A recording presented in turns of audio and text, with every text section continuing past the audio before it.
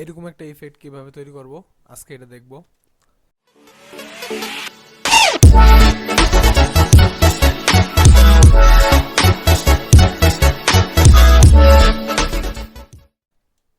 তো ফার্স্ট এগুলো ডিলিট করে দিলাম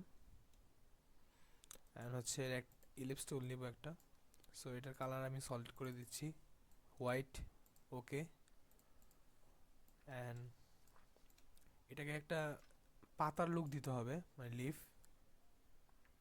পাতার লুক দেওয়ার জন্য আমরা ফার্স্টে এটাকে কেটে নিব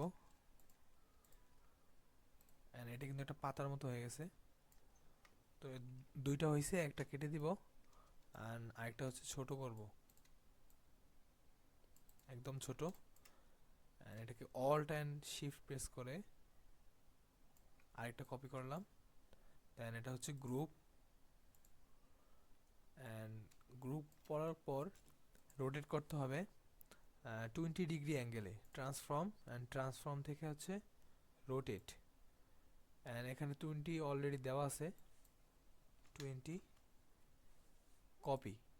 এন্ড কপি দেওয়ার পর কন্ট্রোল ডি, কন্ট্রোল ডি,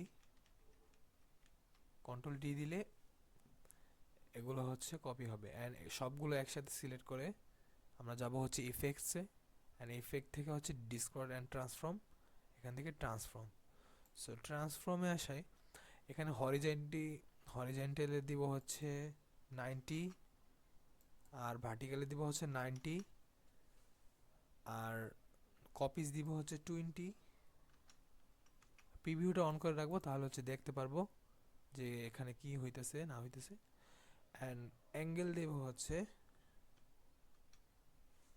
12। তো এটা দেওয়ার পর যদি ওকে দেই তাহলে কিন্তু এই ইফেক্টটা তৈরি হয়ে গেছে। তো এরপরে আপনি চাইলে এখানে গ্রেডিয়েন্ট ইউজ করে এটাকে আরো একটু লুক দিতে পারেন। যেমন এটা সিলেক্ট করে আই ড্রপার দিয়ে হচ্ছে এইটা দিয়ে দিলাম, তাহলে একটু সুন্দর দেখা যাইতেছে।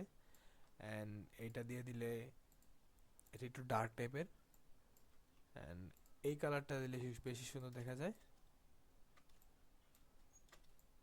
সো একবারে ইজি, হ্যাঁ।